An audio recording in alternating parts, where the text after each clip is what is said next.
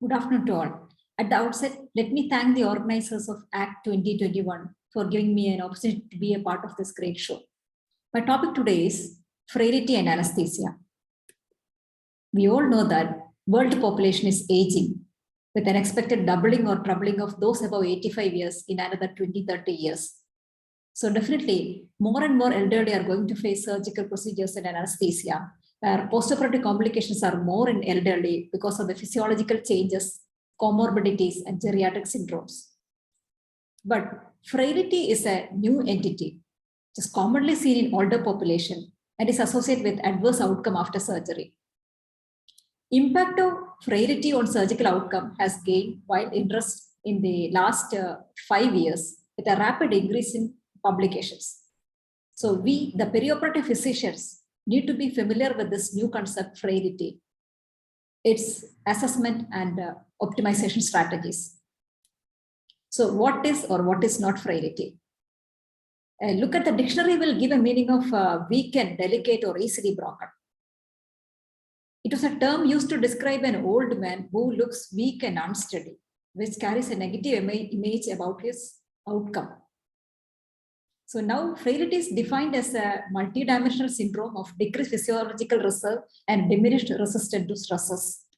And when these vulnerable people are exposed to stress or surgery, increased risk of adverse outcome get. So it represents a global risk state influenced both by aging and comorbid disease. But remember, not every old with a comorbid disease are frail. Conversely, not every frail has comorbid disease. But definitely, frailty is predominantly seen above 65 years. And it includes deficits related to physical performance, nutritional status, mental health, and cognition. Frailty, disability, and comorbidity are interrelated but distinct. Many comorbidities are associated with the frailty. And frailty can be theoretically a cause or contributor of disability. And it is not directly synonymous with aging, because many reports in the perioperative and critical care medicine stated that frailty in younger age is associated with a greater risk for adverse outcome than elderly. And the prevalence increases exponentially with age, with less than 10% in 65 years, which crosses 50% in those above 85 years. And higher prevalence seen with the surgical patients because the nature and type of surgery also affect. The pathological process said to be underlying this frailty are chronic inflammation, immune suppression, immune activation, sarcopenia, age-related changes in endocrine system like decreased sex hormones, higher cortisol, vitamin D deficiency. These, along with risk factors like genetic, environmental, lifestyle distresses and diseases, result in clinical manifestation of frailty. So what is the impact of frailty on perioperative outcome? We all know that even a healthy person will face many challenges during the surgical period. So a frail patient with a decreased reserve will definitely have increased postoperative outcome. A frail elderly with a decreased physiological reserve, many challenges other than the surgical stress itself, like fasting, opioids, anesthetics, blood loss, postoperative nausea, vomiting, pain, immobility, unfamiliar environment, etc. These can act as a triggers, which makes an already vulnerable system to collapse. And the degree of insult needed for this is inversely related to the degree of frailty. So frailty has a higher risk for adverse outcome and resource utilization. So report says almost twofold increase in morbidity and mortality, prolonged hospital stay, readmission, increased likelihood of dying or reduced quality of life a year after surgery and frailty. And even systematic reviews have said that there is strong evidence for frailty with increased mortality and postoperative complications. So why assess frailty separately? Even though we know that frailty is directly related to the postoperative adverse outcome, it is rarely included in the routine pre-anesthetic evaluation or in the risk stratification before surgery. The usual scoring systems like ASA, least cardiac risk index, METs, etc., will not account for frailty because these scoring systems are more organ specific. So identifying frailty will identify those with a limited capacity for perioperative stress, which allows preoperative optimization, anticipating and planning for postoperative complications. The best practice guidelines from the American College of Surgeons and Geriatric Society has already advised routine baseline frailty estimation in the elderly since 2012 itself. So there are more than 20 frailty instruments present now without any consensus on the standardized method to measure. Till date, an experienced clinician used their instinct or their experience to assess an elderly by the eyeballing technique, which is quite subjective. So now many frailty instruments are available. The two conceptual models are the frailty phenotype and accumulated deficit, which forms the framework for assessment tools. The phenotype by Frail et al. In 2001 assess frailty as a decline in lean body mass, strength, endurance, walking performance, and activity level. It is measured by gait, speed, grip strength by dynamometer, weight loss, etc. So 5 features and 5 points. If no features, patient is non-frail, and more than or equals 3 points makes the patient frail. Second model is the accumulating deficit model by Rockwood et al., where the number of deficits across multiple domains are counted. The domains include comorbidities, medication, physical and cognitive impairment, psychosocial risk factors, and common geriatric syndromes. So the number of deficits present divided by the number of domains counted will give a frailty score or index, which is low if less than 0.25 and high if it is more than 0.4. So that means more number of deficit means more frail the patient is. Both these basic models invited many criticism because they are not time sensitive to apply in an already busy pre-anesthetic clinic. So several modifications and newer tools are developed like Edmondson Frailty Scale, Modified Frailty Index, Clinical Frailty Scale, Self-Report Questionnaires, etc. Prediction accuracy and reliability are important criteria for selecting a tool. Clinical Frailty Scale is reported to be the simple and practical one to use in an outpatient setting like pre-anesthetic clinic. It can be used even in a critically ill patient. It's a semi-quantitative test, can be completed within 5 minutes with a score from 1 to 9. Even systematic reviews have reported that clinical frailty scale is most strongly associated with the mortality and non-home discharge, whereas the Edmondson Frail scale better predictor of complications, and the phenotype is strongly associated with the delirium. Now there is even smartphone apps for some of the scales like Edmondson Frail scale, which is quite easy in an outpatient setting. And several surrogate markers of frailty also suggested. Some of the serum markers linked to the biological basis like inflammation, oxidative stress, mitochondrial dysfunction, cellular senescence, etc. are reported. Some of the surrogate markers noted are pro-inflammatory cytokines like interleukin-6, tumor necrosis factor alpha. They are elevated in frailty. Another is the IGF-1, which is a strong marker of metabolism. It's also lower levels noted with the frailty. And several potential markers for clinical, routine clinical use also described, like low serum albumin and high C-reactive protein, because frailty and nutrition are related. And high neutrophil and monocyte counts seen in frailty, and low hemoglobin unrelated to the iron deficiency and the vitamin B12 deficiency also seen. Higher transferrin and fibrinogen. Of course, definitely vitamin D deficiency is seen and highly prevalent in frailty. Another in liver function test, the low ALT level seen with the frailty. Although many markers are suggested, none are specific enough for routine use in to diagnose frailty. And changes in body composition with aging also suggested as surrogate markers of frailty, like sarcopenia, that means loss of skeletal muscle mass and function, osteopenia, that is reduced bone density, and loss of lean body weight are suggested. The frailty and sarcopenia association is whether frailty is the cause of sarcopenia or sarcopenia is the manifestation of frailty is like the classic chicken and egg question.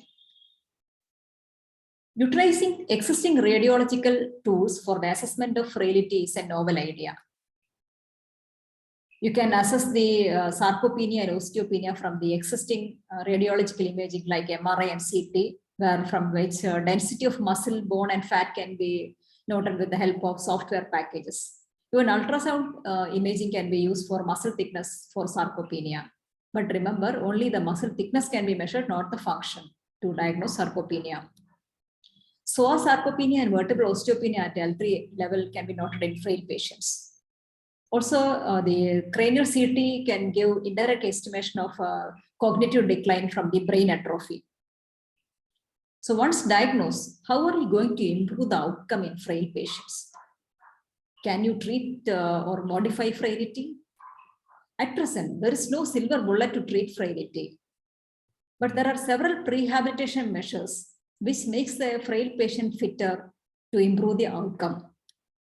So once identified, you can take optimization measures for the contributors of frailty. That is, physical performance, nutrition, cognition, and mental health can be optimized. Physical performance is the most important because surgical stress and immobility worsen the postoperative physical performance. Even a healthy adult will lose 1.5 pounds of muscle per week in postoperative immobilization. So frailty added to this to increase the physical vulnerability. So exercise prehabilitation is highly recommended. That's a multi-modal, both aerobic and strength training, done at least 3 times a week for 2 weeks prior to major elective surgeries are advised, which is a major part of the exercise prehabilitation. Malnutrition is also highly prevalent in frailty, which causes complications, prolonged hospital stay, impaired functional recovery, and delirium. So routinely screen for malnutrition using any mini nutritional assessment tools. And it is recommended to give routine protein supplementation of 1.5 gram per kg ideal body weight is recommended along with exercise prehabilitation. And treat any iron deficiency anemia if pre-existing. Coming to the cognitive dysfunction and mental health, how to improve. The frail patients may already having a reduced cognitive reserve or a cognitive impairment, which makes them vulnerable for postoperative delirium and cognitive dysfunction. So screen with a mini cog test. And once identified, environmental optimization and avoidance of delirium triggers are required, which include avoiding routine benzodiazepine, avoiding prolonged fasting and deeper planes of anesthesia, and treat any pre-existing depression, anxiety disorders, if any. Some of the pharmacological considerations of frailty include the alterations in the pharmacokinetics and dynamics noted with the frailty. The comorbidities, organ dysfunction, polypharmacy, and altered age composition of aging all contribute to these changes. So in general, lipophilic drugs will have increased volume of distribution and hydrophilic drugs have higher peak plasma concentration. And the associated cardiac autonomic dysfunction with the frailty make the system vulnerable with the general anesthesia, especially in the context of hypovolemia. There is a complex interplay between frailty, aging, and anesthesia. So what anesthetic technique is ideal in a frail patient? Whether it is GA or regional is highly debated, but there is neither clear evidence nor any consensus in expert opinion. The theoretical advantage for regional include avoidance of exposure to general anesthesia and decreasing the airway or pulmonary related complications, which frail patients are most vulnerable to. Still, more studies on these two techniques in a frail patients, comparative studies are required.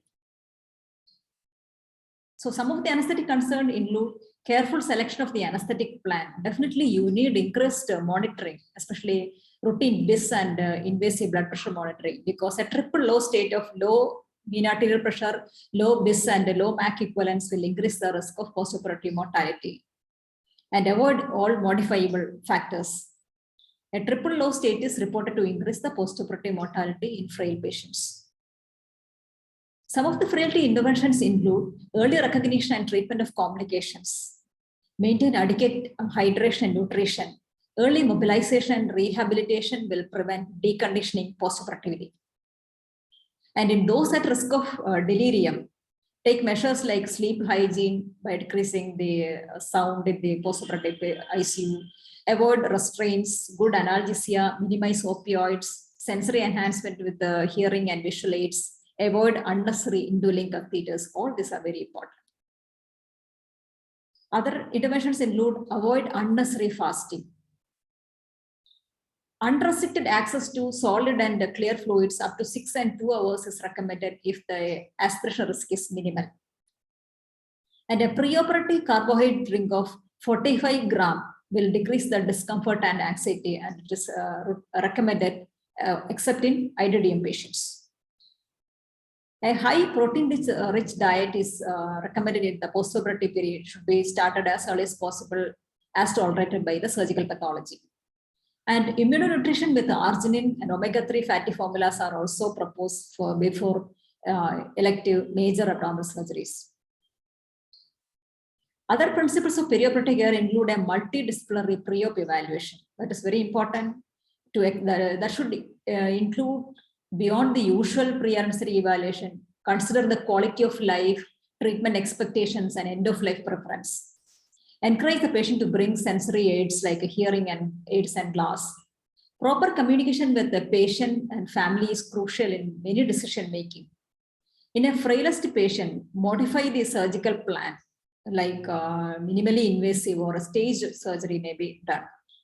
An extremely frail patient may accept the risk and opt for a non-operative management, because a surgery, curative surgery may not increase the quality of life postoperatively. For an elderly, inability to maintain independence postoperatively may be non-acceptable, and some may consider it even worse than death. So a realistic explanation and early involvement of palliative care team will help them to make an informed choice about their treatment. To summarize, frailty is a new concept. It's a multi-dimensional syndrome associated with morbidity and mortality, which is a better predictor of adverse outcome than chronological age. This can be assessed and identified preoperatively, and routine assessment is recommended, but the numerous tools and surrogate markers are described. Once identified, rehabilitation will optimize the physical and psychological state, and a realistic explanation of the is required for perioperative management plan. An individualized anesthetic and analgesic technique is required. The personal values of the patient and quality of life should be the center of any decision making. And further researches are needed to refine the periop optimization and management. To conclude, anesthesiologists have an important role in proactive recognition of frailty, risk stratifying, optimizing, and preventing postoperative complications to improve the outcome. Yes, one is only as old as they feel. So take every measure to prevent frailty. Thank you.